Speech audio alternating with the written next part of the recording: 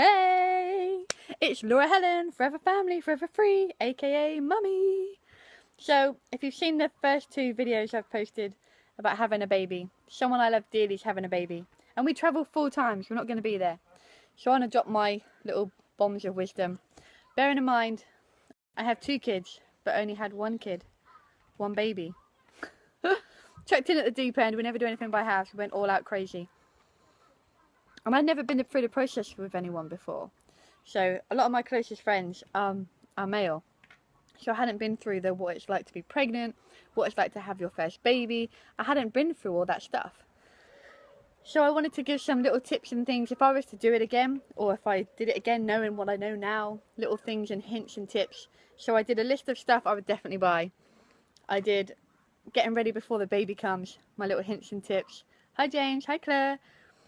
So I just wanted to share a few things when baby comes. It's going to be the next step, right, when the baby comes. So she's a breastfeeding mummy, which I'm sure she'll try and do that for the best to begin with. They say alternate what breast the baby goes on, and it all sounds very lovely and easy and fine. When you are so tired, try and remember which one was last and what's next, and it can be so overwhelming. Hey Emily, hey Maitland. So I suggest a wristband. You know these ones where you get all the different slogans on, all the different colours of the rainbow. Have one of these, and every time you feed your baby, swap wrists so you know which one is for the baby. That's the only way I could keep track. I was so tired. I had a newborn feeding all the time, and I had a little 3-year-old with night terrors up all the time. So I used to get so lost and overwhelmed with which one was which and which one was next. And this lifesaver, just change it every time you feed the baby. Oh yeah, Mummy's helpful tools. Sound simple, sound easy. These tiny little things made such a difference when I was going through the craziest of times. I'm sure they'll have it lovely because you have a baby, you sleep when the baby sleeps and all that lovely stuff. I went from none to 2. So it was, I never had the whole luxury of sleeping when the baby sleeps and all that stuff because I already had a 3-year-old. So, yes. I'll explain our story again another day how we went from no kids to 2 kids. So we had a 0 tiny baby and a 3-year-old. Crazy times, I can tell you. Hey Dana. So what other tips would I have? Hats. Whether you're having a summer baby or a winter baby, put hats on them from an early age. Let them play with the hats. Don't be afraid of the hats. As soon as they start having their own little space to play in, we had a potty there from like day dot. They had a playroom. We were quite lucky. Our kids had their own little playroom.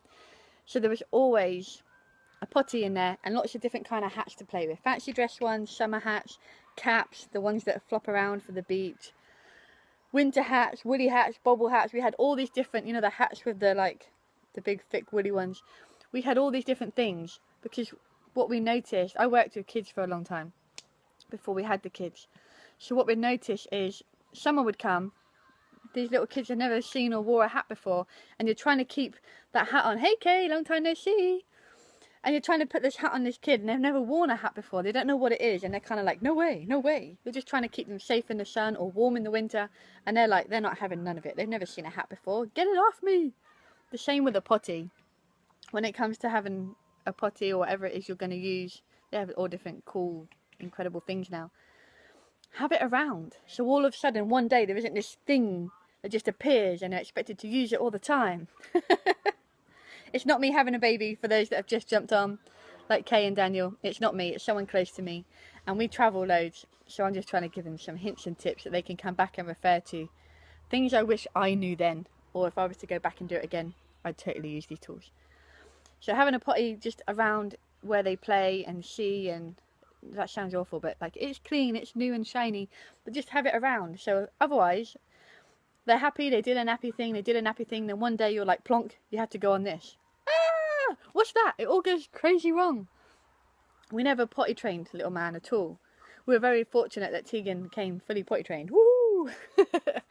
But little man, we never did the whole potty training and all that kind of thing. He had a potty there. He just started, you know, what does mummy and daddy do? And just started copying. He actually went one step further than this when he was a toddler. I had Amazon Prime. I had the one click, you know, the one click. Well, he was on the computer playing with something and an ad must have come up. Love those cookies. Where I'd been looking at a different potty.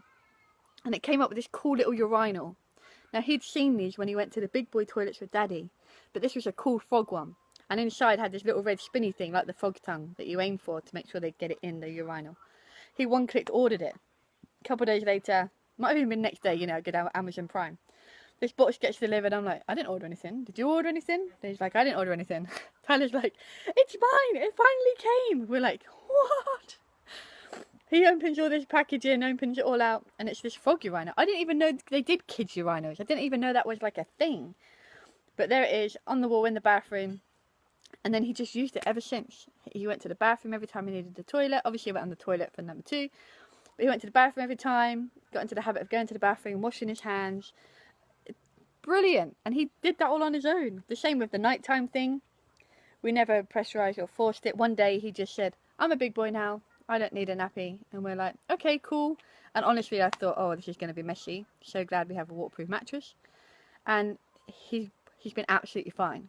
He's probably had an accident twice in his whole life. And that's probably because the way we travel, or one was after London and we did like some crazy events, crazy late nights, crazy early mornings, then travelled with him, wore him out, bless him. So I think that's our bad, not his. So I don't think there should be any pressure at all when it comes to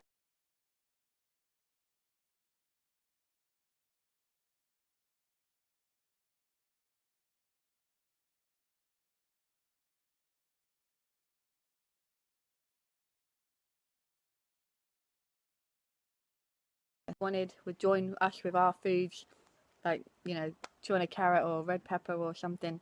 Baked beans were always fun, lots of mess. It was fun. We did play beforehand, like before he was properly eating, when he could sit up, where he'd sit and just play in a tray of beans and stuff as part of sensory play. So we never did the mush it up for him. He always just had what he had.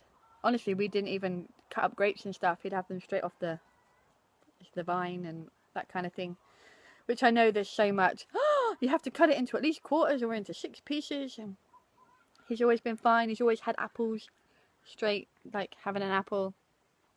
Bless him, he got his bottom 2 teeth and his top 2 teeth pretty much at the same time. So then he could crunchy munch.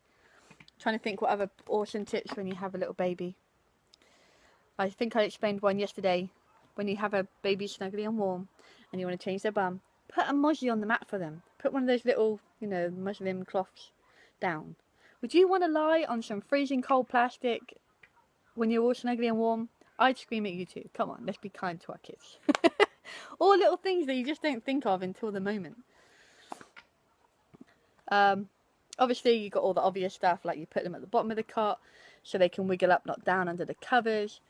All these little crazy little things. These are going to be short little snippet videos for me, where I just try and share some things I wish I knew. I was like, I wish someone told me that. The whole breastfeeding thing, even when they slow down, keep producing so you can put some in the fridge or the freezer.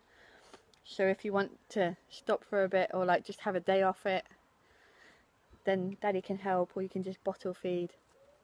That was really handy because I had to go dentist, so that was really, really handy for me. Breast pumps, when I first saw those things, I was absolutely horrified. But actually they were absolutely brilliant. So great. Breast pads, oh my god, breast pads. Sorry guys. Tommy Tippy breast pads, oh my gosh. I'd pay extra for them over store chain ones every day. Just absolutely brilliant. Always carry a spare top when you're breastfeeding. You just never know when things could go wrong. Not just for the baby, for mummy too. Always carry the spare top because you can just make such a mess. Oh my gosh. Come on, Daddy. What top things as a baby? He's like, I've just put banana in my mouth. Because we were first time parents to a baby and a 3-year-old at once. So we had insane times. We had to learn fast, learn on our feet. We really were in at the deep end. Don't use the travel bag. Don't use a travel bag. Use the travel bag. Don't lose the travel bag. Yeah, the baby bag. I lost one. I had this most incredible baby backpack thing made for, you know, all the baby stuff. Had the different compartments, had the bottle thingies on the side. You folded it out and it opened up as a changing mat. Oh my gosh, it was super awesome. Lost it at the Eden Project. Left it on the little tractor train. No one saw it, didn't end up in lost property. Someone has the most awesome baby bag and a few nappies. Hopefully they needed it more than me. At the time I was like, no, my baby bag. I didn't lose the kid, that's cool. But I did forget the baby bag. So that teach me to take 2 kids to Eden all by myself. No, I thought I lost it. Oh, you lost it. Oh, there we go. Daddy lost it. Yay! Look at me giving myself a hard time. It was Daddy. So Daddy lost the baby. My favourite baby bag. What was really bad for me was my favourite t-shirt ever was in that baby bag. And I was like, no, my t-shirt. It was baggy and comfy and I could feed in it and it was flattering and yeah. Oh, that t-shirt. Funny things we get attached to, right? Any other tips you'd think when he was little? Something we did do before the baby came. I didn't add this one on there. Before the baby came, I love Goofy, so I have lots of teddies. I worked in a nursery. When I first started in the nursery, I'd never really changed a nappy in my adulthood ever. Within the first day, I'd changed like, I don't know, a good 100 nappies. David had never changed a nappy before. So I had a little newborn nappy and a teddy bear. And I used to make him sit and practice. I had no idea how many ways you could mess him up until I watched Dave practice. I'm so grateful that we thought to do it first. Aren't you grateful for that? So he got to have a practice on the teddy and I'd be like, no, that's backwards. How do you even... The picture's on the front. Like, I used to wonder how people ever did that. Too loose, too tight, you won't be able to breathe. Poor Daddy. He had such harsh coaching. But then when baby came, it was so awesome. He could just do it without overthinking it. Wet wipes were a thing. Like, mums have a superpower when it comes to changing babies. They can have a really messy baby, 1, 2 wet wipes, clean it all up, whilst having a steering wheel there in the front of a car. They can do incredible things.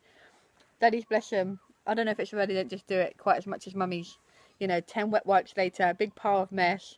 And that's on the changing mat. Don't ever ask them to do it in a small space. Oh, that's something we did too. So kids have a teddy they get really attached to. This is how overly thoughtful I do with stuff. So we had this little giraffe teddy that I really wanted for my baby. I knew he was going to be tall. They're soft, gentle giants. Love them. So the giraffe was going to be his teddy thing. And I actually bought 2. In the theory of, you don't know if they're going to be available again. What happens if you lose the teddy? Like, you hear all these crazy stories. Kids lose a teddy, they don't sleep for ages. And you've got to try and find it and source a new one. Get them attached. Oh my gosh, so much hassle. So we actually had 2 of the same precious teddy. So if it ever got lost, we had a backup. Woo! Before baby came, like, we had a Moses basket. So his little bedding sheets, I would put up my top. Like the week before we were due to have him, well, probably a couple of weeks because he was a week late. I'd put them up my top and just have him sat there when I'm just sat chilling out, trying to get comfortable. So when I put him in his Moses basket, it smells like me. His little giraffes I'd huggle and sleep with. So from day one, it smells like mummy. This might sound crazy, this might sound over the top. I just wanted him to be comfy, happy, contented from day one. And I have the most smiliest kid. He was the most incredible smiley baby ever. No matter how I was feeling, when he looked at me, my face was the biggest smile. And it seems a lot of work at the time. As soon as they start smiling back, oh my gosh, it's worth every cheesy smile. It's totally worth it when your baby starts smiling back. It's the same as, I still do it now. I'll randomly just be like, oh, I love you. Give him a kiss and a squeeze. And then when he started toddling around, out of nowhere, randomly, he'd come back over and just be like, oh, mummy, I love you. Oh my gosh. The feeling of your kid telling you he loves you, there's nothing like it. So I've gone on longer than I wanted to. This is my quick having a baby. It's not me having a baby, it's someone very close to me.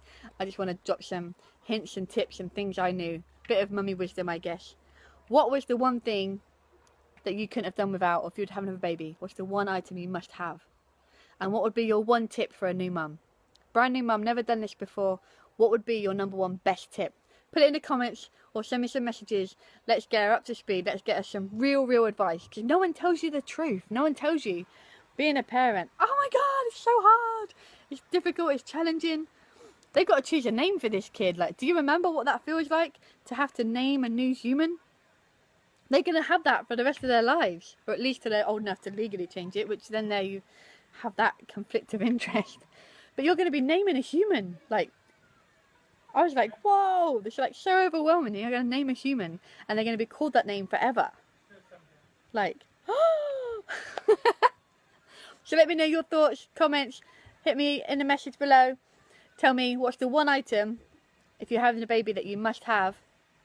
And what one tip would you give a brand new mummy who's never done this before? Thanks so much for watching.